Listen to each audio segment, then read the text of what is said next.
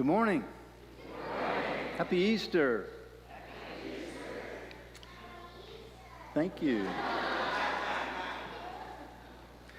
I'm Jared Brown, and I'm the lay service leader today, and my pronouns are he and him. Challenged by our liberating faith, we discover deeper spiritual meaning, we nurture loving community, and we cultivate courageous connections, and we partner in the work of justice. Welcome to all of you, those on the live stream and those here in person. And we're pleased to have so many guests here today. Following the service, you're invited to join us in Freeman Hall across the hallway there for coffee and conversation. For those of you that have trouble seeing, there's large print orders of service, there's hearing assistance devices, there's an elevator, and if you can't sit still, there's a place downstairs where you can hear this in a more comfortable setting. We also have coloring pages and fidgets for if you can't sit still, right? Today after the service, there's going to be an Easter festival, an indoor edition, and children can gather in Freeman Hall where they'll be taken by the Easter Bunny. The Easter Bunny's going to be here. And there'll be an Easter egg hunt. And there's games available for all ages. The Justice Ministry team is sponsoring a meal through our community partners, Roof Above. And this will be going on this Friday at 11:30. And if you're interested in signing up, there's a table in Freeman Hall where you can get involved. There's a lot of opportunities at this church, in this community, and in your order of service, you'll see them listed.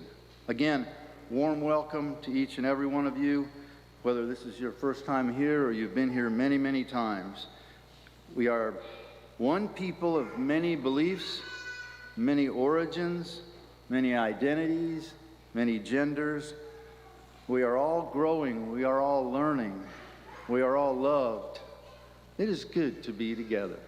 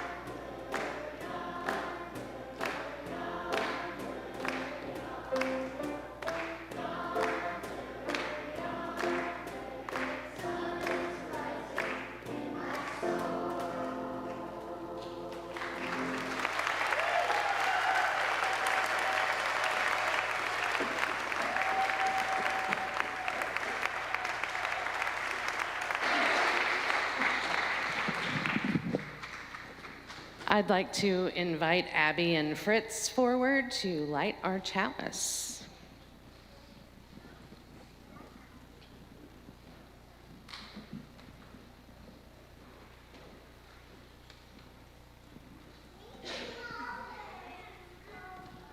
We light this chalice for all of us, children, youth, adults, and elders. May the warmth of the light hold us, May the shine of the light guide us. and may the light bring us joy for the community we create together.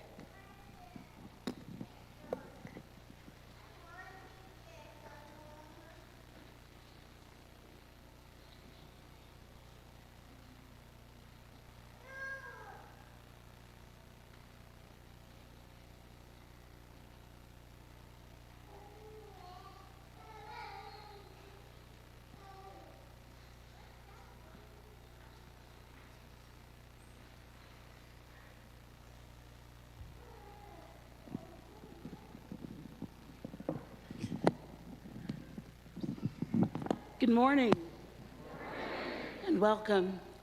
Welcome to this place where head meets heart meets spirit, this time of weaving and stitching, this time where we would tell ancient stories if only we could talk.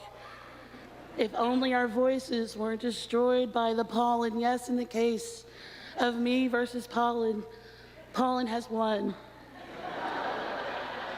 And so welcome to April. Things are growing, flowers are blooming, and pollen is, of course, pollinating.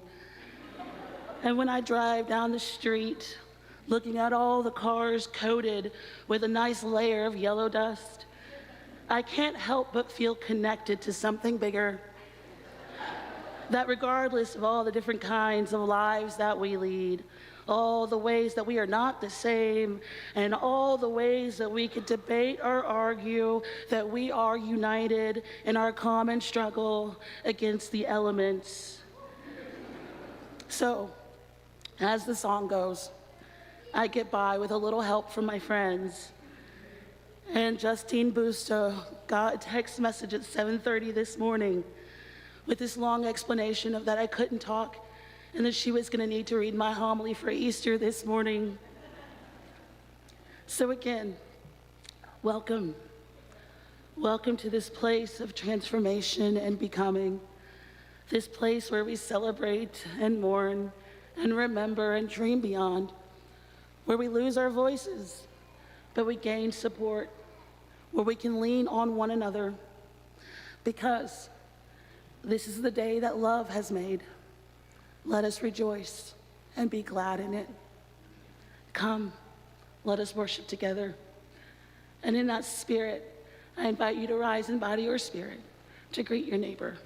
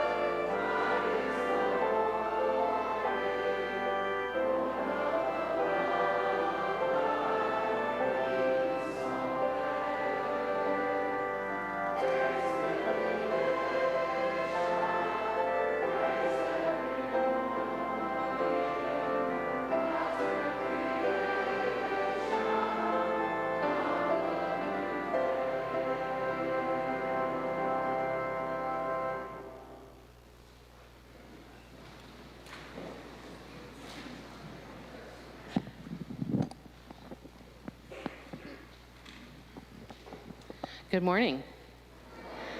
I'm Paula Gribble, Director of Lifespan Religious Education, and my pronouns are she, her. I have something with me this morning. Sorry, microphone's falling apart. Let me see if I can find it. Oh, you know what this is? It's a magic seed. You might not be able to see it, but it is a magic seed. See, the interesting thing about seeds is when we plant them, it's kind of like a time machine. We put the seeds in now, but what comes out of the seed happens in the future. And every time we plant those little seeds, they grow and grow and grow into the future.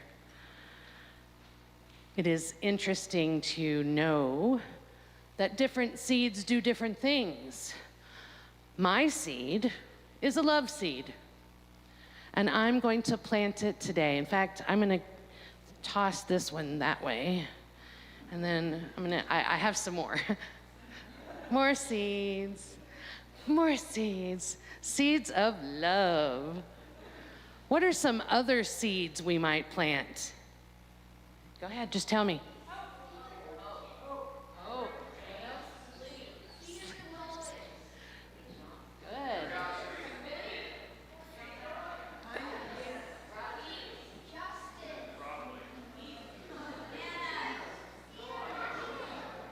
Those are amazing seeds. Can you imagine the garden we could create with all of those seeds? Let's just think about all those things that we said. Reach into our pocket or maybe the pew next to you and grab your magic seed and toss them out and plant them here. So there's one more thing about planting seeds. It takes all of us. We need planters.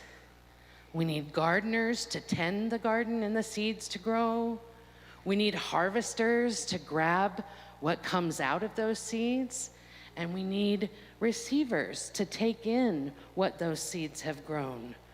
It takes all of us to grow and plant the seeds and make a garden of love. And now our children and youth will go off to their classes for a little while before the Easter festival.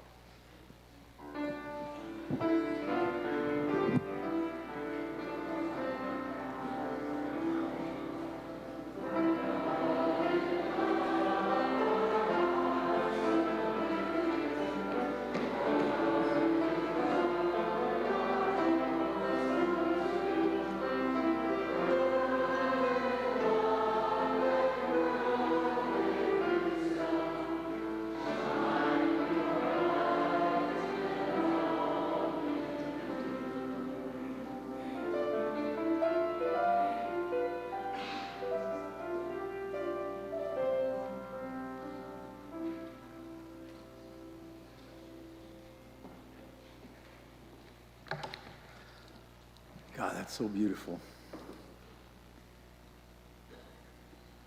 I'm going to open with some words from Antonio Machado. The wind one brilliant day called to my soul with an odor of jasmine.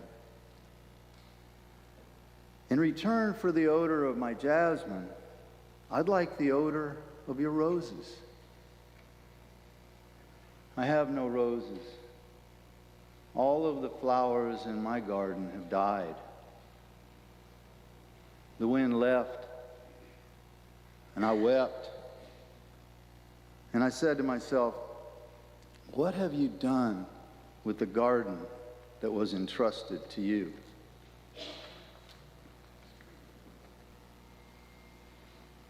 I love the idea of our life being gardens, like Paula said.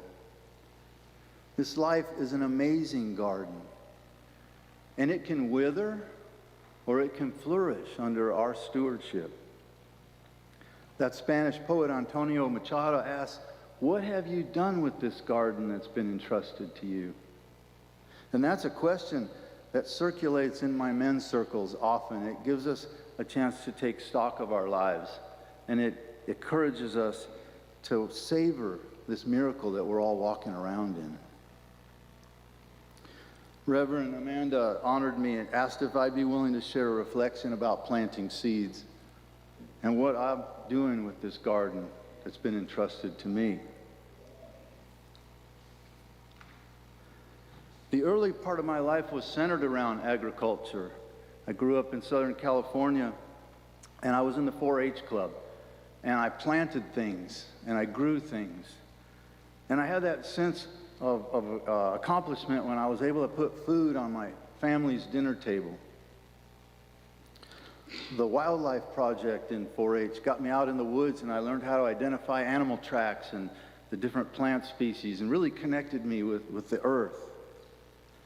My father had a fascination for botany, and we both planted trees in our backyard, and in that tiny Southern California backyard, we grew oranges and lemons and figs and pomegranates and almonds and guava and plums and kumquats, even cactus pears that my father made wine from. It looked like mine was going to be a path of agriculture until a neighbor introduced me to the magic of machines and cool cars. But I never lost my passion for planting things. When I was 10, some buddies and I decided to jump a freight train. It was one of those little boy moments, you know, I will if you will, I dare you. They don't often end well. But we found ourselves in a boxcar, 3 of us, and we encountered a hobo, and all of his possessions were in one bag. And he spoke to us of a life that was free, a life of adventure. Right then, some seed in me awakened. Several years later, that seed blossomed, and I left my parents' driveway in a 1940 gypsy truck that many of you have seen. It turned out to be a 7.5-year odyssey that took me all over North America. That hobo's story awakened something within me, but it also distracted us from the fact that the train was increasing in speed very slowly. And when we looked outside that boxcar, the ground was moving too quickly for us to jump off. That's a story for another time. Okay. Every year I plant at least 1 tree, sometimes several. I currently care for over 27 fruit trees. And some of these trees were planted by people that never even get to eat the fruit. There's an Indian poet named Rabindranath Thakur, and he said, "One who understands the meaning of life plants trees under whose shade he does not expect to sit." One who understands the meaning of human life plants trees under whose shade he does not expect to sit. The student of life understands that this shade is the wisdom that's left to us by our ancestors. One of my favorite mythologist storytellers, Michael Meade, he speaks of a seed that's within each of our souls, a lifelong story that's enfolded inside of us, that's waiting to be cracked open and lived all the way through. We all know people who have acknowledged this calling. They find joy in their living and in their work. Their work aligns with their values and their mission. And others have good lives, but there's sense a lacking of fulfillment somehow. Meade believed that the suffering of our world is labor pain that's needed to crack open these divine seeds that are within each one of us. There's a lot of references to seeds in the Bible. The parable that stands out to me is the parable of the sower. And this was a person that cast seeds widely. Some of them fell on the wayside and got devoured by birds. Others fell in the thorny bushes and were strangled. Some landed on rocky soil and sprouted but were parched by the sun. But those that landed in fertile ground, they flourished 100-fold. I often used to think about this parable as I was nurturing the seeds at North Mecklenburg High School as their auto shop teacher. I never believed that I was actually the sower of the seeds, but I know that a mentor helps seeds within our mentees to sprout and to grow.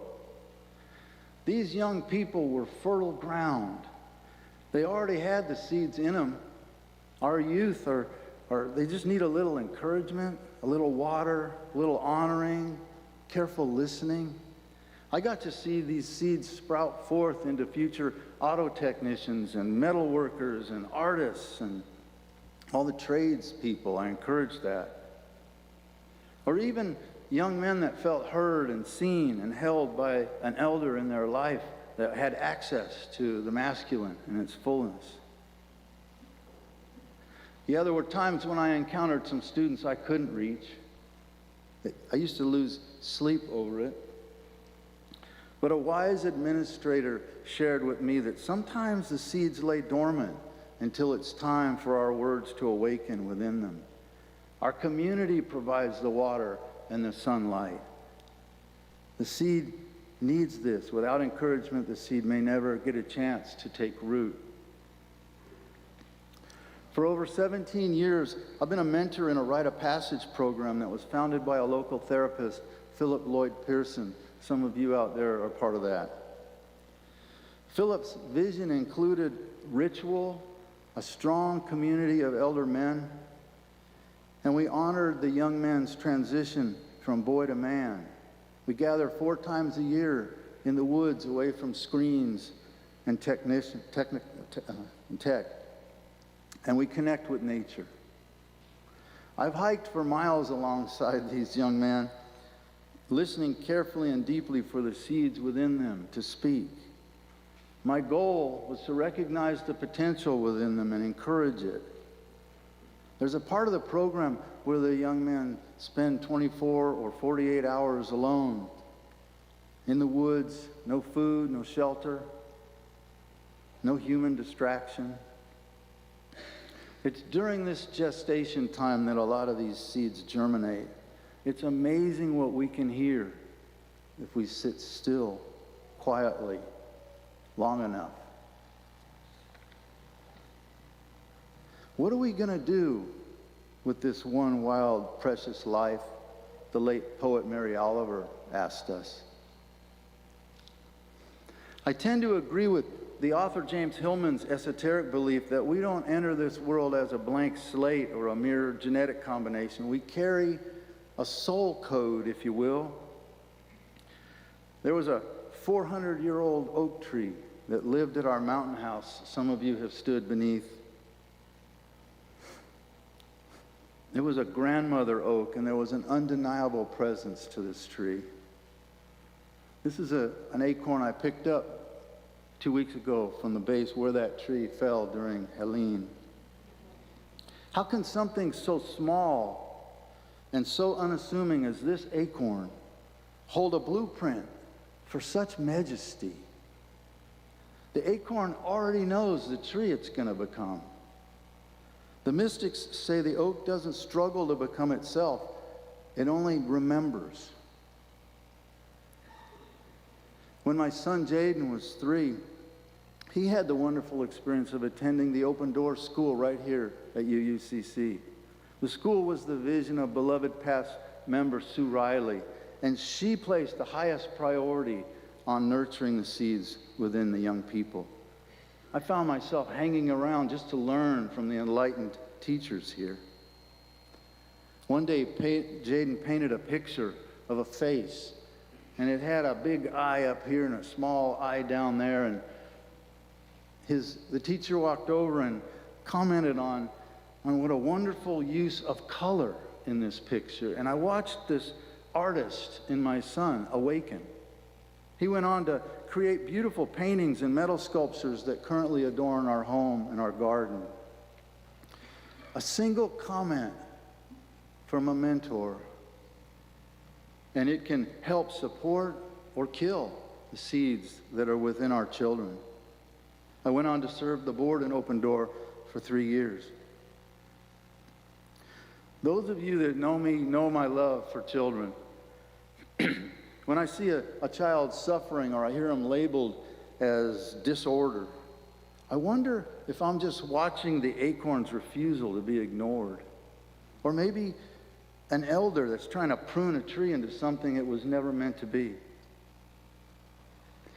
As you can imagine, I was not an easy kid to raise. Very lucky I had Unitarian parents. It's not what's wrong with me. It's not what's wrong with me or what wounds I inherited. It's more, what's my calling and what is the story that's trying to live through my life? I never believed there's a promise for happiness for all of us, but I know that there is a promise for a life lived authentically. And maybe our lives aren't about becoming somebody. Maybe it's about remembering who we're meant to be. I would be remiss not to mention with gratitude the seed that brought me here, but that's another reflection altogether. But my prayer for all of you is that you always bloom where you're planted and that you cherish this garden that you've been entrusted with. I hope.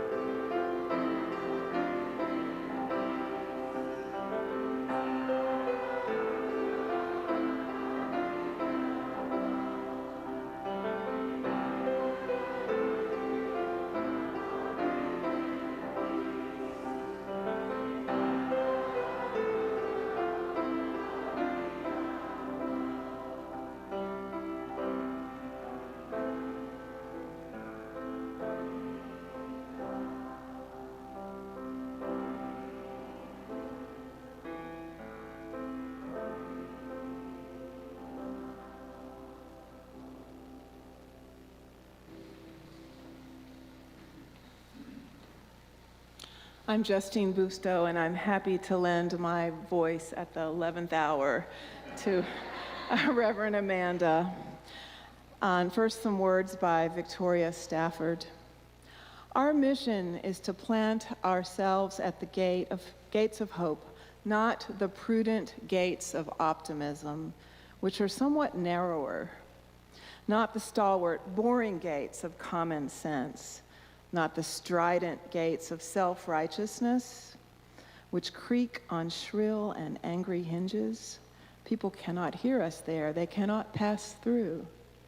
Not the cheerful, flimsy garden gate of everything is going to be all right, but a different, sometimes lonely place, the place of truth-telling about our own soul first of all, and its condition, the place of resistance and defiance, the piece of ground from which you see the world, both as it is and as it could be, as it will be, the place from which you glimpse not only struggle, but the joy of the struggle. And we stand there, beckoning and calling, telling people what we are seeing, asking people, what they see. Now here are Reverend Amanda's words. Now, the funny thing about Easter this year is that at the 11th hour, my voice went out. Yes, on the day before a major religious holiday that is complicated by our particular progressive religion. I wake up with no voice. And it's almost poetic that on this type of day, when my sermon would need to be particularly verbose, my voice decides to go on vacation. But we're glad you're here. And because I am incapable of just letting a thing be a thing, I can't help but find the sermon in this truth. And I just want you all to know that the sermon I was writing, it was going to be moving and intelligent and weave together 3 major world religions. It was going to somehow tie together these complex religious identities and explore it through the lens of the abstract 11th hour. And although I had no idea where that sermon was going, I just knew I was going to do it. And it was going to mean something. But I lost my voice, and those words and concepts could only live on paper.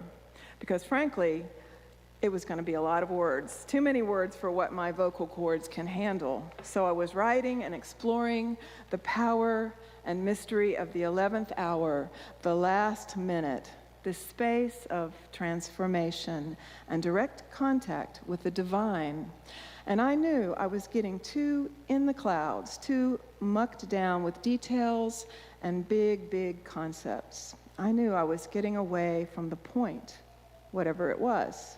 And I would ask myself, what am I really trying to say? What's the heart of this message? But when I woke up, unable to speak, and as it got worse, as the day went on, I realized I was asking myself the wrong question altogether. See, I was doing one of the things they teach you not to do in preaching. I was trying to prove a point, and in doing so, I was missing the whole point entirely. So I let life do the talking, and my only task was to listen to it, to try to remain silent. Ironically, I've been trying to go on a silent retreat, and well, here we are. It's not so easy to listen to life. That's why people go on retreat, to do it. And so on Holy Sunday, the liturgical day when Jesus' body lay in the tomb, the day after Passover, the day in the wilderness, I went into the world, absent my best tool and my biggest ally, my voice. I gargled salt water and drank warm herbal tea with honey. I went to a park with friends who knew I couldn't speak, and I played charades. I did a completely silent tarot read for someone using only facial expressions. Best one I ever did.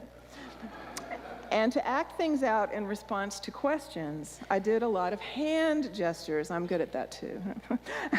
And I remember how important eyebrows are to indicate emotion. I laughed in silence and smiled a lot. And I was surprised by how often I put my hand on my heart to show someone that I cared or to express gratitude. Eventually, I slowed down and I paid attention. I stopped trying to make sense of the world, and instead I allowed the world to make sense of me. Here I was in the 11th hour with time ticking down until I would need to preach, and my voice was only getting worse. I kept thinking maybe there would be a miracle like the ones I had been writing about for my sermon. There would be writing on the wall, or the Red Sea would part, or a tomb would be empty, or I would wake up allergy-free with fully restored vocal cords just because it's Easter. But again, I was missing the point. Easter was never about a miracle. It was about transformation and the good news. It was the 11th hour when all hope was lost, when it seemed like all the work, all the effort, all the progress was for nothing, when even the Son of God had to meet life on life's terms. The parting of the Red Sea was never about a miracle. It was about stepping into impossibility. It was about the 11th hour of being surrounded with the threat of danger on either side and making a way through impossible odds. It's about that first step that Moses took onto the dry ocean bed with walls of water on both sides, choosing to walk the path of the unknown, risking everything to liberate his people. And this sermon was never about the words I was supposed to write, but the message that was trying to live through me, the message that I couldn't have heard if I hadn't had to listen. The 11th hour is a time of intense presence, a time when we have to surrender to life, a time when we meet ourselves with raw honesty and get clear about what matters the most. So I guess I needed to experience the 11th hour and not just write about it. I guess that this Easter, rather than some well-conceived homily, I needed to actually listen to the message, to witness transformation in real time, to pay attention to the story that is always unfolding in the present moment, to remember that we don't always have the answers, and sometimes not even the questions. So as I write this, I'm not sure how it will be read or by who. I'm hoping that some lovely soul will graciously receive the surprise that they are now the Easter morning preacher. What? And as I'm writing these words at the end of the day of near silence, I am actively, finally surrendering to life on life's terms. So, just like the stories of old, I have to put my trust in the mystery. I have to actually follow through and tap into the power of the 11th hour and plant myself firmly at the gates of hope. Essentially, I have to practice what I preach. And in all the sophisticated writings I've been studying to write my previously fabulous Easter almost sermon, the only words that matter to me right now come from the Rolling Stones. You can't always get what you want, but if you try sometimes, you just might find you get what you need. Life has a wicked sense of humor. Blessed be.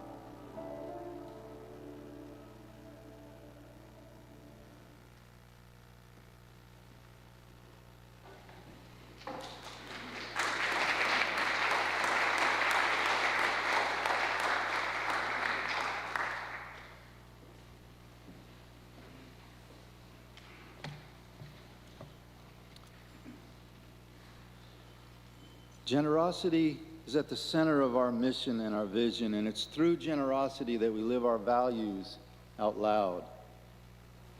What we give allows to sustain the work of this congregation within and beyond these four walls.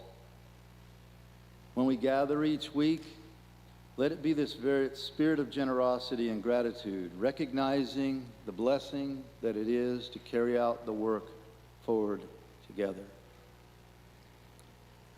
We share the plate this month with SOL Nation, based in Charlotte. SOL's national mission is to advance environmental justice by uplifting community-led sovereignty, ensuring Black and historically impacted communities have the power to care for themselves, to shape sustainable economic futures and transform the environmental systems that govern their lives.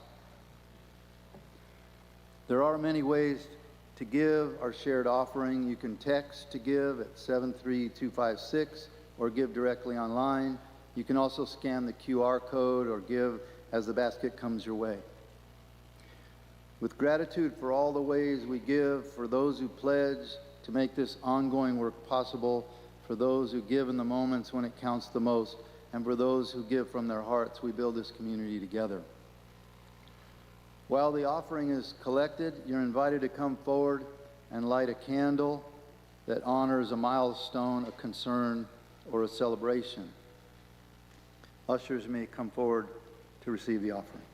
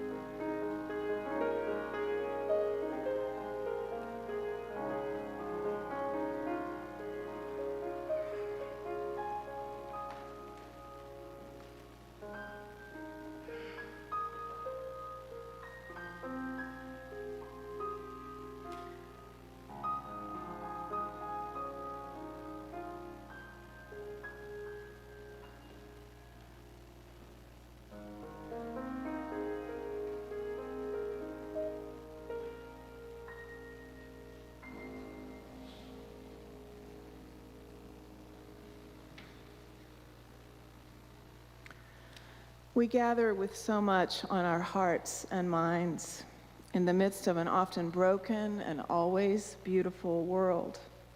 As always, when we gather, we do so knowing that we need not leave all our troubles at the door, but that we bring our full selves, making space for all the joys and concerns of our lives. This morning, we send our love to Lisa Lackey as she enters hospice care. And on this rainy Easter morning, I offer an Easter prayer from Rachel Hayes. Easter, alleluia. Alleluia, alleluia to this tricky spring weather, to stories older than any of us, to that confusing, empty tomb. Alleluia to every blessing, to every bite, chocolate smeared and sugar high. Alleluia, bursting from the earth like tulips in the warming of our hearts, to love that cannot die, to communities that hold one another in care, to being braver than we knew possible. Alleluia to beauty, to resistance, to sheltering and feeding the stranger, to unexpected joy, to miracles, to disbelief, to trusting your gut. Alleluia to resilience, to living today and building for tomorrow. Alleluia amidst our fear and grief. Alleluia to love that is stronger than death, to love that is stronger than empire. Alleluia to love that will never end. Alleluia, alleluia. Won't you please join me in a moment of silence for all that's on our hearts this morning?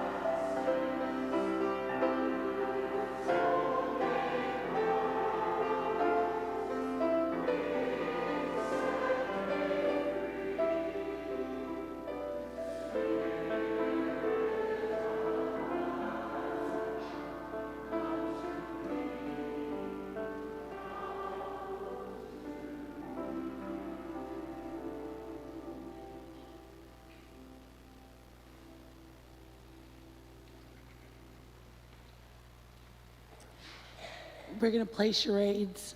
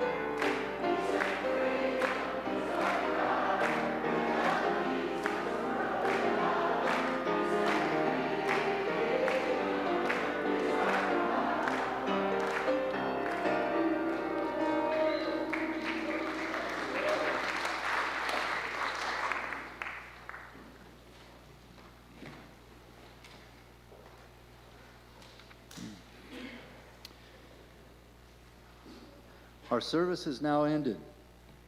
Please join me in reading the words up on the screen.